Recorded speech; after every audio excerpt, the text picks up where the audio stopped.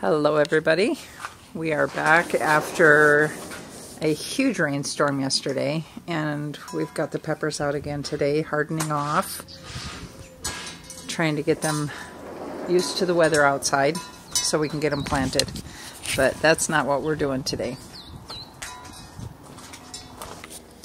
Today we are dealing with this raised bed with the blackberries.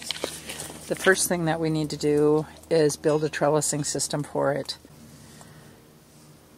So the first thing that we have to do is put up some T-posts. And once we have the T-posts in, then we're going to put up a cattle panel. And then that cattle panel we are going to be able to use to be able to trellis those blackberries. We're hoping that we can just do that with the one cattle panel and not have to keep them enclosed with two different, like a wiring system on the outside, because we don't have a lot of space back here.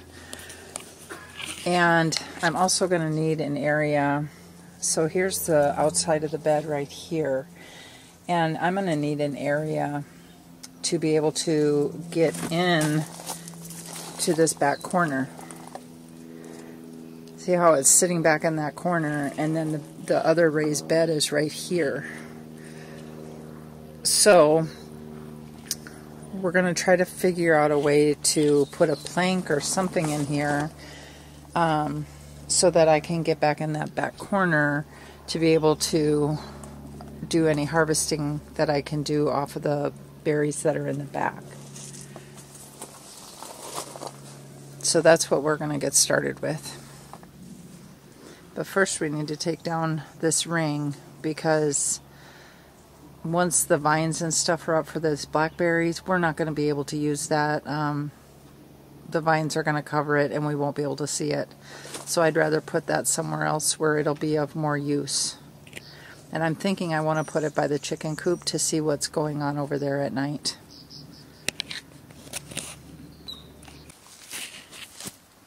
Alright, let's do an update on where we're at. We have cleaned out this bed. Got out all the peppers. We're going to have to go to Arizona Worm Farm and get another load of soil. And back here, we are working on the bed. So far, Tom has put up the edging, and we filled it in with a mix of native soil, raised bed mix, worm castings, and steer manure. We've got it all filled in. We're going to add a little bit more compost from Arizona Worm Farm when we get that back into that back corner. But now we have to figure out how we are going to trellis this. We were going to do the trellis with the cattle panels, but we are running into the footing. And Tom had also poured concrete back there holding these posts in. So we're going to figure something else out. But we have got to get these things under control. I mean, they are just out of control. They're everywhere. And we had some that were dead in here, and we had some that were babies. Like right back here, this one's self-started itself. We have another one that's right there that had self-started itself. And this one here was in a pot, and we literally had to pull it out of the ground and cut the pot away from it, because we had it sitting back here so long that it just started rooting itself into the ground. So, still have quite a bit to do, but this is where we are right now.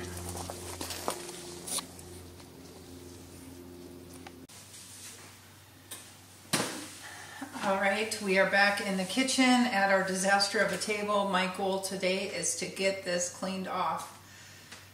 Yesterday we were showing you the blackberry garden that we had started cleaning up and doing the trellising on. We're still trying to figure out how we want to trellis that. It's afternoon. I've worked all weekend, so we didn't have a lot of time to deal with that this weekend. we'll probably deal with that more next weekend. So right now I'm going to get some seeds started. I'm a little bit late on the end of it, but it'll be okay. I go with this guide from Angela from Growing in the Garden. It's a vegetable, herb, and fruit planting guide. It's for Arizona 9B. And some of the things I'm going to be planting out today are cucumbers, or starting seeds for is cucumbers, sunflowers, melons, some flowers, basil, and beans. So all of those things you can interplant. The basil I'm going to put with the tomatoes. But all of these other things I'm going to use the trellising system on the raised bed garden over by the apples. And we're going to do melons on one side, cucumbers on the other side. I'm staying away from squash this season. We had a huge problem with squash bugs last year. So I'm hoping if I stay away from them this year, I won't have that problem next season.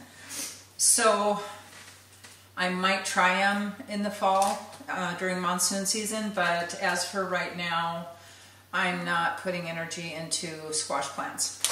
So like say for example, we have cucumbers. In her book, it shows right here that on the blue it's planting the seeds indoors. I can do that from January to the end of March.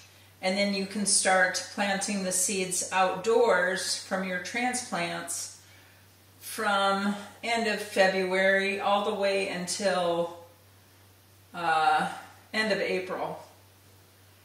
So I'm going to give these guys like 3 weeks inside, and then they should be big enough to be able to go outside.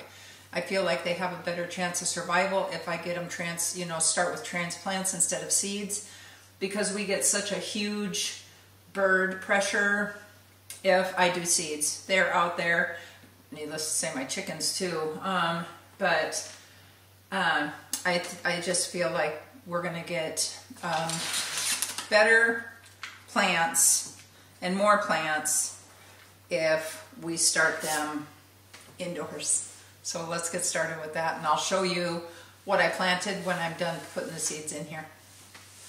Okay. If you guys have been on my channel for any period of time at all, you know my worst thing is editing and my camera. So, this whole last segment, I thought I was recording and it didn't record anything. So, we'll see if it works this time. I was starting to tell you, we've got the seeds all planted. So, I love the label making that we're doing now. As you can see, I have a 1 through 10 on the front of this seed tray. No, I don't. I have, oh yes I do. I still have it on the back too. I didn't take that one off yet. We are going to do that right now. Because boy, won't that be confusing. Okay.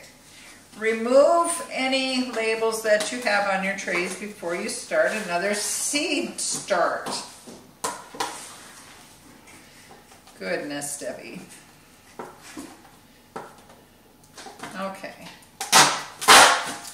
All right.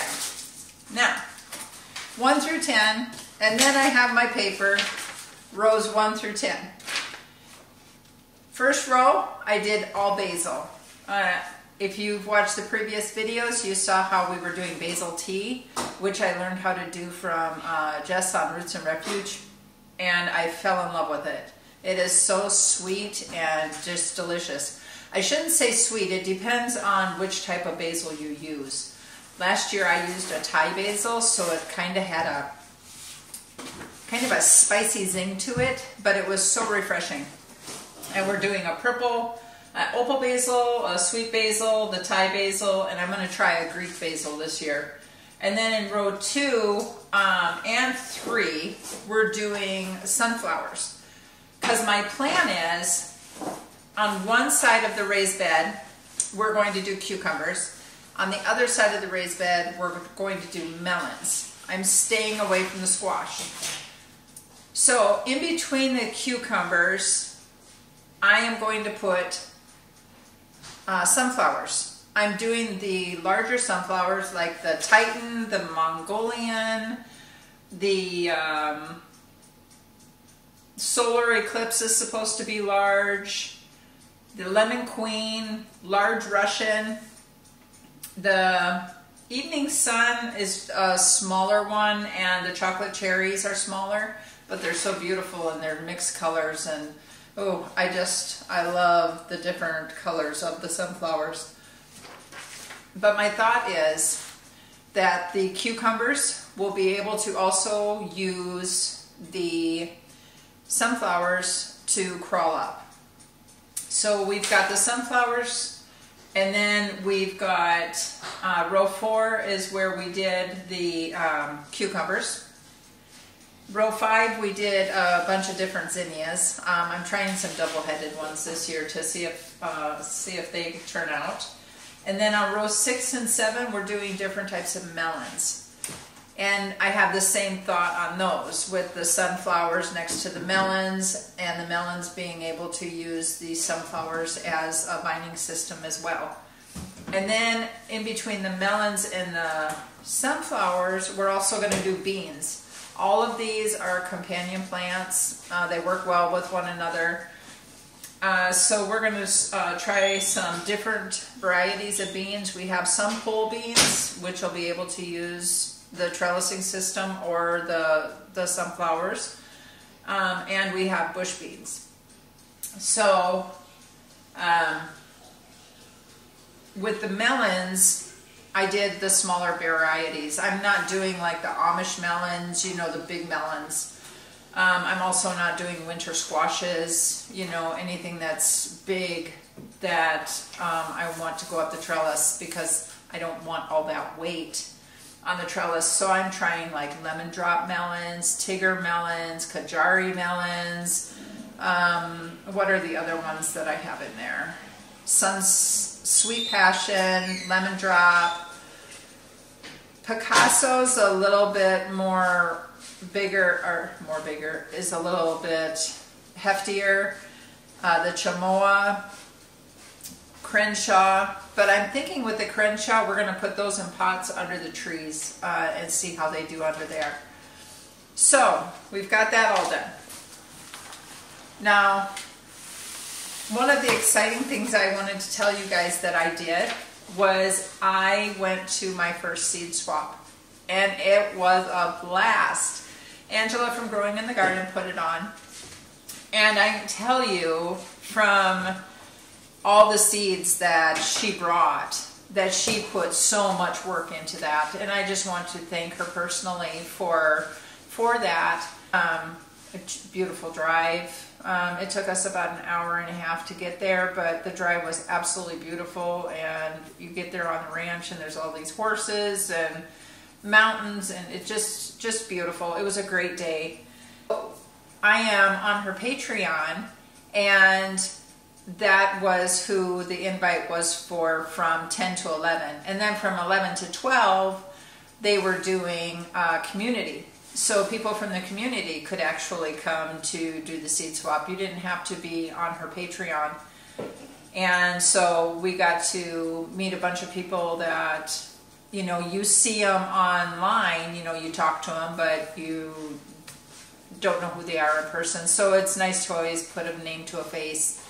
And I got to meet Angela for the first time in person, which was wonderful. I've learned a lot from her. And she brought some things that I have been like, oh, I wish I had that. And one of them was Itoy onions. And I have just been dying to try those. She said it's best to plant them in the monsoon, so I'm going to wait to do that until monsoon season. She brought some other stuff that I've never tried, like fava beans and lupine. I don't even know what lupine is. And then we have black sesame, passion flower, calendula, all these different types of flowers. There's herbs in here that people brought. I personally took basil, mixed basil, because I had so much basil last year that I had saved seeds from. And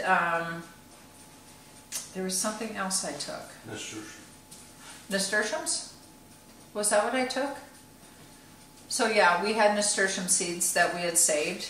So we took those, and I don't know. There was 2 different things that I took. And then other people brought carrots, brassicas, melons,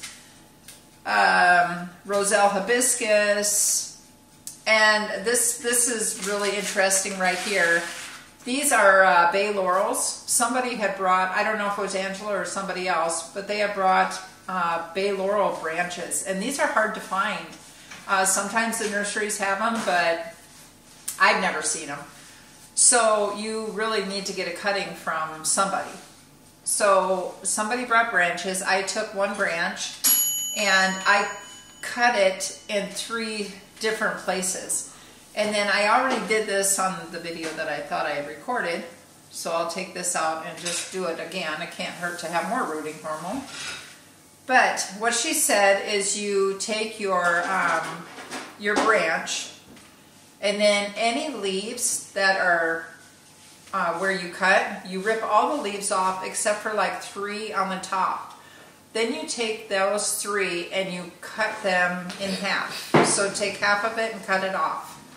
Then you're going to take rooting hormone, and mine is Take Root, and you're going to stick that in the rooting hormone,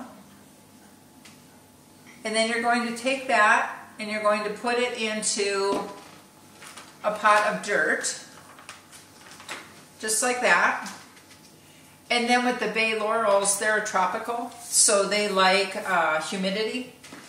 So I have these sitting upstairs in my bathroom, my guest bathroom, with the door shut, with a humidifier on, keeping them at a higher humidity level. I really want these to turn out. And then all of the leaves that I had torn off of those branches, I saved, because bay laurels are what you use in your cooking for your roasts and all of that, all for culinary use. So I had a blast, and if you are ever able to do that and go to a seed swap, I highly encourage it. It's a great way to meet people, and with today, who doesn't need seeds, you know? It's always good to have some on hand, and if you're doing seed swapping, you never know what you're going to get, so it's an adventure. I really had a great time. And I mean, now they're saying things about, I'm hearing things online about GMO and it not only being for commercial use now, that it's coming in on a consumer level, that they're doing testing on a tomato that's mixed with a snapdragon. The snapdragon spliced onto this tomato, and it's making it a deep, rich purple tomato that I'm sure is just going to be absolutely beautiful. But I personally want to stick with my seeds that have not been genetically modified. I mean, if you're taking, you know, a pepper and mixing it with another pepper, something like that, I'm interested in trying things like that, trying air layering, things like that. But mixing a flower with a tomato or something like that, those just aren't things that I would want to get into with my seeds. And I can go down a whole rabbit hole. And I'd like to keep my garden simple. So on that note, I've got my seeds started. I'm going to water them in, and I've got a bunch of new seeds that we can try out and see what's going to happen there. And hopefully these guys are going to be ready in about 3 weeks, big enough for me to be able to get them out into the garden. And in the meantime, we have our tomatoes growing out there, and the basil's going to get put by the tomatoes, and the flowers are going to get put throughout the garden, and we will see just exactly how this system works with the cucumbers and the cantaloupe and the different types of melons back there on that wall with the birds that we have around here. I haven't seen our cardinal yet, but I'm sure he's going to be around here soon, because once things start flowering up around here, he usually shows up and he's wondering where the food's at. I hope you guys have a great night, and I will see you on the next video.